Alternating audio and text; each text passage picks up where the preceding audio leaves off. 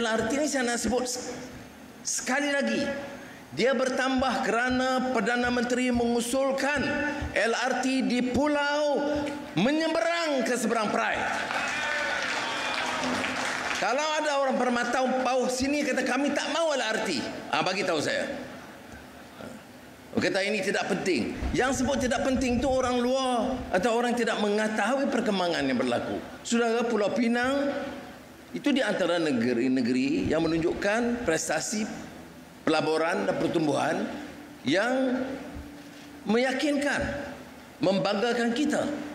Yang jadi isu yang dibangkitkan oleh ahli parlimen pembangkang termasuk Induk Tampau, ya LRT.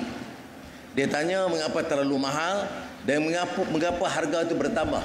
Ini sebabnya mengapa saya katakan pimpinan politik ini dia juga kena ikuti perkembangan. Jangan pakai lepas pergi ke kampung-kampung mengatakan kos itu tak menentu. Tak. Bila dibentang kepada saya oleh kerajaan negeri, itu projek LRT itu hanya di pulau. Saya sebagai anak Pulau Pinang dan dibesarkan di seberang perai, saya tidak mau projek itu tersekat di situ. Jadi saya yang mencadangkan supaya LRT menyeberang lautan sampai ke seberang perai. Ya.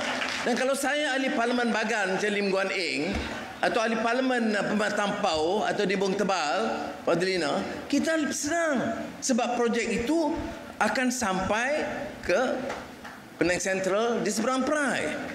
Ya. Kalau tidak, kalau dekat Pulau Pinang dia kata, tengok, jaga pulau saja, kepentingan Cina saja, tak jaga seberang, tak jaga Melayu. Ini polemik yang tidak menguntungkan. Dan bila kita bagi penjelasan, tak dengar. Sebab itu saya kata di parlimen, ini seolah-olah dialogue with the deaf. Dia tak peduli.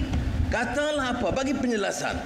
Jadi LRT ini saya nak sebut sekali lagi. Dia bertambah kerana Perdana Menteri mengusulkan LRT di pulau menyeberang ke seberang perai.